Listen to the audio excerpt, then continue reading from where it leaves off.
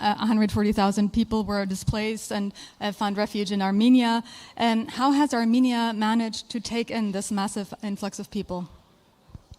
In terms of only receiving the refugees, the forced displaced population of Nagorno-Karabakh, it was a huge challenge, and I think for any government in the world, it is quite a challenge to receive more than 100,000 refugees in 2-3 days. We did our best to meet the immediate needs of these people, give them shelter, food, some things, essential things. And of course, we applied to the assistance of the international community, and we appreciate all the assistance we achieved. Now it is the time for the next stage, I would say.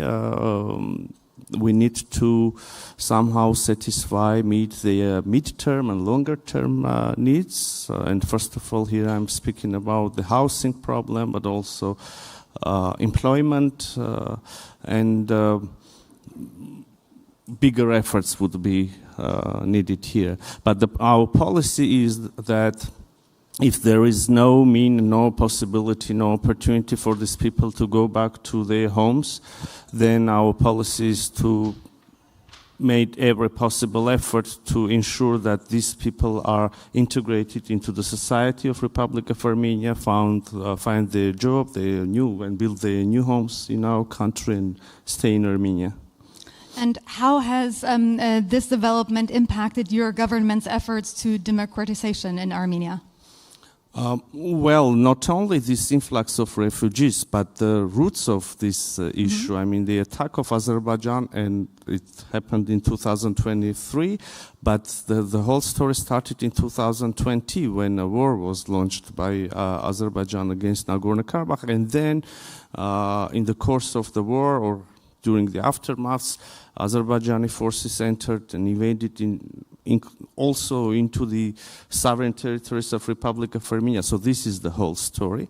And of course, in this situation, many in Armenia came up with the questions. They start questioning the efficiency of democracy.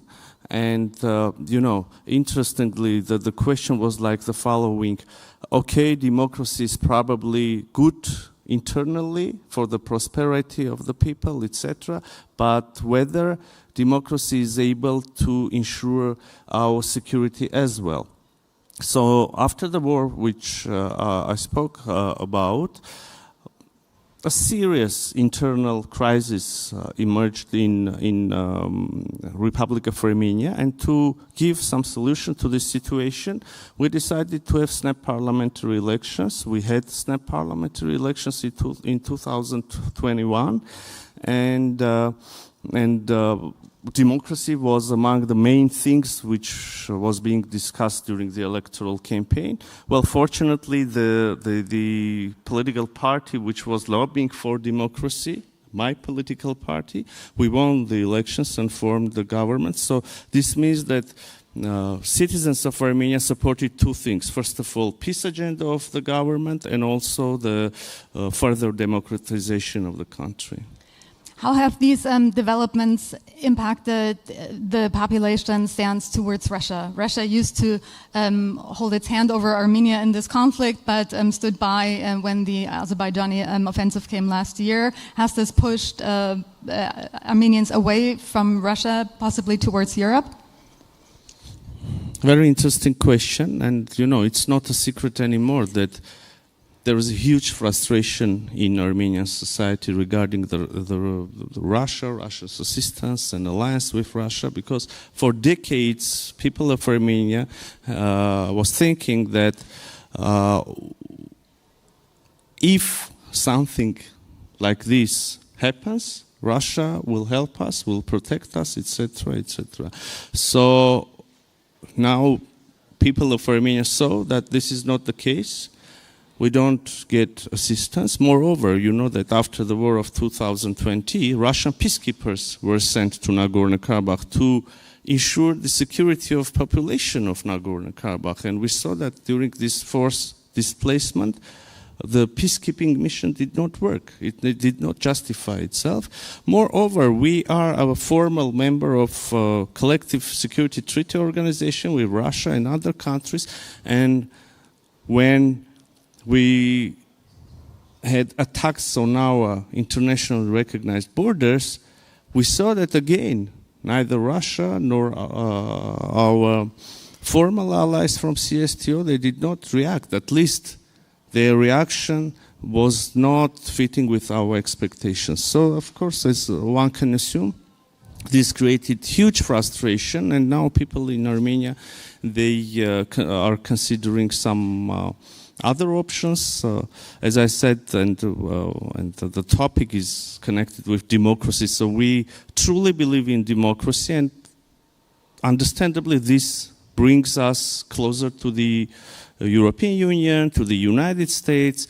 So in the context of the values of the society, we have been close to the EU, to the Western countries, but in the context of security, psychologically, people of Armenia, they were connecting themselves to the Russia. Now, this second component crashed, and people don't see any other reason why not to fully tie themselves with the European Union, for instance. Let me come back to that later. I wanted to have a look with you at the peace agreement. Azerbaijan and Armenia have been negotiating for months. It seems to be stuck right now.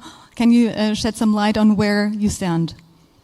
Well, huge work has been done during recent 2-3 years, despite all the challenges, the escalations, attacks on Armenian territory.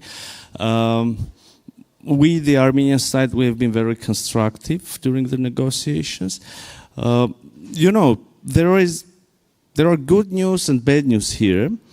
The good news is that we succeeded, we somehow managed to have some success with the Azerbaijani party. For instance, most recently we adopted the first ever legal document between the two countries. So we adopted the regulation on the joint work of the respective border commissions. So these commissions work on the delimitation of the border between Armenia and Azerbaijan. And in this document, we managed to agree that the basis of the delimitation process should be the Alma-Ata Declaration of 1991, which is quite an achievement. Not to overload you with the details, I would only say that, among other things, Alma-Ata Declaration of 1991 stated that the parties, which are former Soviet Union republics, basically 12 of the 15 Soviet Union republics, they adopted this document. So according to this document, among other things, the republics recognized that the former administrative borders between them as Soviet Socialist republics now become internationally recognized interstate borders. So this means that we have a border with Azerbaijan, and while starting delimiting this border, we have a solid ground, solid basis. This is quite an achievement. But this was the good news. The bad news is that there are some other topics that we are negotiating around. For instance, the more comprehensive document, the peace treaty. So imagine we have a situation when we have an almost completed, finalized text of peace treaty. There is a draft. But we don't sign it. So the Azerbaijani side is reluctant to sign this peace document, peace agreement. For some reasons, I don't know, for some calculations, they come up with new and new preconditions each time, and we see that they don't want to sign the document. So this time they say that there are more things that could be agreed. We believe that there is no single agreement in the world between any two countries which regulates all the aspects, all the spheres of their relations. Meanwhile, we can sign this, a very serious document to start with, and then continue negotiating over remaining issues. So we don't see this political will from Azerbaijani side. So in November, Baku will host the COP27, the climate conference. Do you think this could be a driver in accelerating the peace process? I hope so. I hope so, because if you remember, we supported Azerbaijani candidacy for having this COP29 event in Baku. And indeed, I really believe that there is a momentum, there is a real opportunity to close the page of conflict in our region, at least between Armenia and Azerbaijan, and open a new page of era of peace and cooperation. Why not? There, in our corner of the planet. But yeah, the reality is something else. So many Armenians are still worried about possible threats coming from Azerbaijan. How can you instill a sense of confidence in them that there will be a sustainable peace? Absolutely. There are serious concerns that Azerbaijan has further military plans regarding Armenia, has further plans regarding Armenia's territories. I can bring an example. Nowadays, Azerbaijani side uses the narrative of Western Azerbaijan, which, you know, basically coincides with almost the whole territory of the Republic of Armenia. They assure us that this is not a territorial claim, but unfortunately the impression is completely different. So you ask how we can, or me as a minister or my government can give confidence. Unfortunately, I cannot give a confidence, but because I am not confident about the peaceful plans of Azerbaijan. Well, I would say that's a bad point of start for peace negotiations, but let's hope that there will be progress. The EU has been sending a monitoring mission to monitor the border on the Armenian side. What difference has this made? EU sent a monitoring mission, and interestingly, Azerbaijan did not agree to have the same mission on their side of the border. So this mission monitors the situation only from the Armenian side of the border. And we should confess that since its deployment, there hasn't been any major escalation. So it works, it really works, and we highly appreciate this effort of the European Union. And by the way, speaking about the European Union, if you don't mind, this is not the only tool that now is used to strengthen Armenia's resilience, be it economic resilience, be it, political resilience, or to ensure somehow stability in the region. So there are several other tools which are aimed to strengthen Armenia's resilience, as I said, but also to bring EU closer to Armenia and Armenia closer to EU. We just launched the visa liberalization dialogue. We just got the support of the European Union under European Peace Facility, which is, almost an unbelievable thing, having in mind, considering the fact that Armenia is still a formal member of the CSTO. Mm. And some other things. We now work over a new comprehensive document, which is entitled a New Partnership Agenda. So more is coming. Could Armenia fathom... Many things are happening between Armenia and EU. Yeah. Okay. Could Armenia fathom leaving the CSTO? We have frozen our membership. Mm-hmm. And we don't have any intention to return to those relations that existed before these incidents. Mm-hmm. But we cannot, and we do not see ourselves in an alliance, a military alliance, which does not work. So, what prevents Armenia from formally leaving the CSTO? I think all of us should be more careful, and it's not a big secret that stability should be a priority, and the processes which can possibly take place should be well calculated and managed, and also, the risk management, etc. So it's not a very simple question. So Armenia has had traditionally extremely difficult relations with Turkey, but there's been a process of normalization. And at the end of July, both special envoys met at the shared border. What has been the development? Yes, special envoys met, but also there are regular meetings and phone conversations between foreign ministers.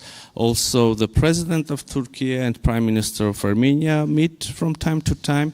The last meeting between them took place just a few days ago in New York on the margins of UN General Assembly a week. And, the overall atmosphere is quite positive. We have agreed that, and this agreement was reached months ago, or more than a year ago, we have agreed that there is no precondition, neither by the Turkish side nor by the Armenian side. We have agreed that the outcome of this process should be the full normalization of relations between Armenia and Turkey. We have agreed that as a first serious step, diplomatic relations should be established between the two countries, but also the border, which has been closed for more than 3 decades, should be open for at least third country citizens and also Armenian and Turkish nationals, so citizens who have diplomatic passports. But we see that this does not happen on the ground. The border is still closed there, and there are no diplomatic relations. Although there have been some positive developments as well, our experts studied and we renovated, reconstructed some infrastructure on the border where the passage should be open. Also now our experts make the same study, and we assume that we will continue these works. We should reconstruct the infrastructure where we have the railway passage, railway gate. But nevertheless, the border is still closed. And interestingly, in the context of Armenian-Turkish dialogue, there is no problem of Armenian-Turkish nature. The only problem is, and our Turkish colleagues say this, the only problem is the non-finalized normalization between Armenia and Azerbaijan. So the Turkish counterparts think that we can finalize Armenian-Turkish normalization only after Armenian-Azerbaijani normalization, while we in Armenia think that in the contrary, if we have an achievement in the context of Armenian-Turkish normalization, that would have positive impact on Armenian-Azerbaijani normalization. So unfortunately, we're almost at the end of our discussion. Why don't you wrap us off by telling us a little bit how Armenia sees its path towards the EU? Your government has made it very clear that it wants to get closer to the EU. What path do you see? Well, I already mentioned earlier that we are right in the middle of process of bringing Armenia and the European Union closer to each other. I already mentioned that there are several tools and mechanisms that are being discussed right now. We have already had some serious achievements, and some more are being discussed right now. What I can add to this is that many in Armenia now more and more loudly speak about Armenia's membership in the European Union. I can say that people of Armenia, they have European aspirations, but also have questions what would be the European response to these aspirations. Yes, well, unfortunately, we've neared the end of our discussion. Thank you so much for joining us for this talk. And thank you so much, Minister Ararat Mirzoyan. And please stay tuned for the following panels. Thank you very much. Thank you.